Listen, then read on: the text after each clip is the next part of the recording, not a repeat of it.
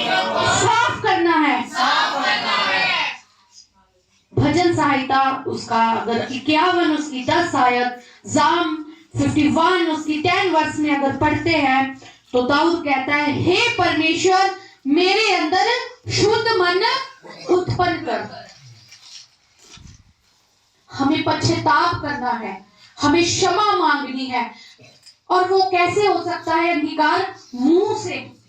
जब तक हम मुंह से नहीं बोलेंगे, हे परमेश्वर मेरे जीवन में ये पाप है, मुझे इससे आजाद कर, मैं जो नशे जो करता हूँ मुझे इन नशों से आजाद कर, मैं पश्चाताप करता हूँ, मैं अंगीकार करता हूँ, हे परमेश्वर मेरे अंदर शुद्ध मन उत्पन्न कर, फिर ही परमेश्वर करेगा।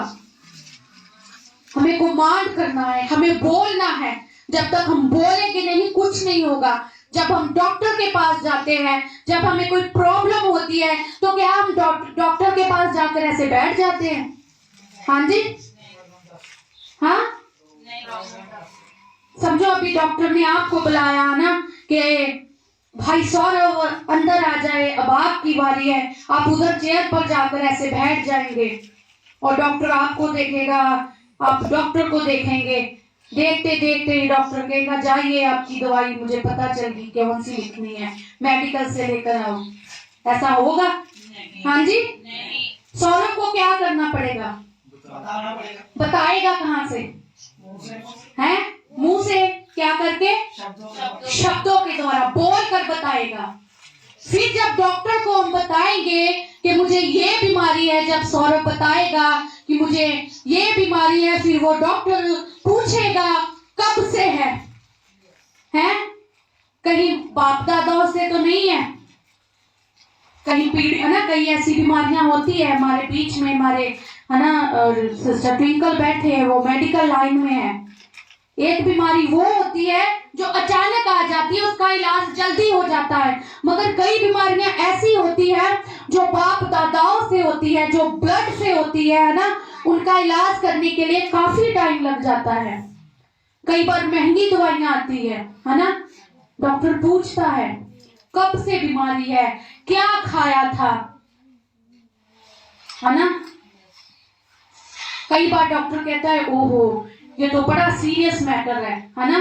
कई बार डॉक्टर कहता है घबराने की जरूरत नहीं है, ये मैं आपको 2 दिन की दवाई देता हूँ, सुबह शाम खाइए, आपको फिर दोबारा आने की जरूरत नहीं है, आप ठीक हो जाओगे।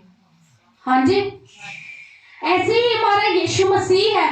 जब तक हम यीशु मसीह के पास तो चले गए हैं, कमरे में चले गए हैं, रोजा भी रख लिया है, बैठ भी गए हैं, घुटने भी लगा दिए हैं, मगर क्या है, चुपचाप बैठे हैं, कभी इधर देख रहे हैं, कभी उधर देख रहे हैं, कभी घड़ी की तरफ देख रहे हैं कि 2 बज जाएंगे तो मैं खाना खाऊंगा, कौन सा खाऊंगा कौन सा नहीं खाऊंगा, यही हमारे विचार चल रहे होंगे। तो फिर क्या होगा? यीशु मसीह तो आए हुए हैं, आप यीशु को देखोगे, यीशु आपको देखेगा, फिर यीशु चला जाएगा, आप खाना खा के बैठ जाओगे, फिर कहोगे मेरे जीवन में काम ही नहीं हुआ, क्योंकि हमने यीशु मसीह को बताया ही नहीं बोलकर। हालेलुया। फिर ही तो यीशु मसीह देखेगा कि ये बाप दादाओं के पापों के कारण ये इनके ऊपर सजा चल रही है, ये शराप है, या फिर मेरी महिमा के लिए इनके ऊपर ये जो घड़ी आई है संकट की, है ना।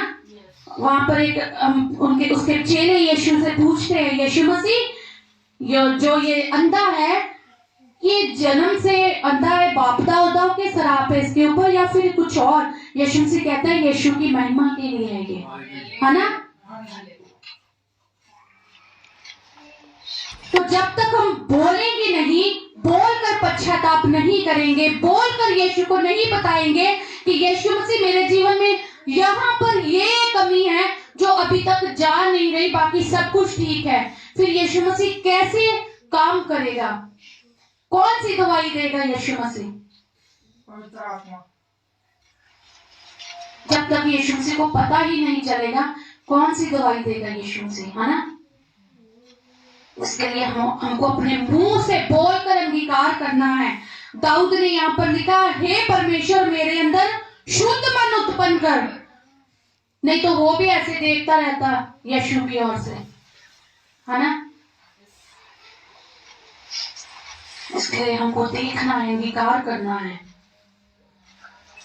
और क्या अंगीकार करना है? हम पढ़ेंगे हिब्रू चैप्टर 12 वर्स 15, इब्रानिया उसका 12 अध्याय उसकी 15 आयत में हम देखेंगे कि हमें अपने मुंह से अंगीकार करना क्या है, हमें बोलना क्या है, हमें पश्चाताप करना क्या है। हम देखेंगे इब्रानिया उसका 12 अध्याय और उसकी 5 आयत में हम देखेंगे, ध्यान से देखते रहो, ऐसा ना हो कि कोई परमेश्वर के अनुग्रह से वंचित रह जाए, जहाँ कोई कड़वी जड़ फूट कर कष्ट दे और उसके द्वारा बहुत से लोग अशुद्ध हो जाएं। Hallelujah, hallelujah. हमें क्या यहाँ पर क्या बताता है? इधर क्या लिखा हुआ है? कहता कोई कड़वी जड़ फूटकर कष्ट ना दे। मतलब कि हमें यीशु मसीह को कहना है, प्रभु ऐसी कड़वी जड़ें जो मेरे मन में पिता परमेश्वर को दावन जी जड़ बनकर पिता परमेश्वर उत्पन्न हो गई है, वे विचार की जड़ें हैं पिता, चोरी करने की जड़ें हैं, नशा करने की जड़ें हैं, पाप गुनाह करने की जगह है, फोन में गंदा देखने की गंदी जड़ है पिता परमेश्वर को दावन, ऐसी जड़ें मेरे मन से कभी ना फूटे। हालेलुया। ये अंगीकार हमको करना है, यीशु से कहना है हर वो कड़वी जड़ यीशु मसीह मेरे जीवन से तो उखाड़ दे। जब तक हम ये नहीं बोलेंगे कैसे उखड़ेगा? सच्चा पश्चाताप करना है, ट्रू रिपेंट, और मन को पूरी तरह साफ करना है। दाऊद कहता है हे परमेश्वर मेरे अंदर शुद्ध मन उत्पन्न कर। पहले उसके पास सिर्फ मन था, यीशु ने उसको मन दिया था, फिर उसने पाप किए, गुनाह किए, मन के अंदर सोच के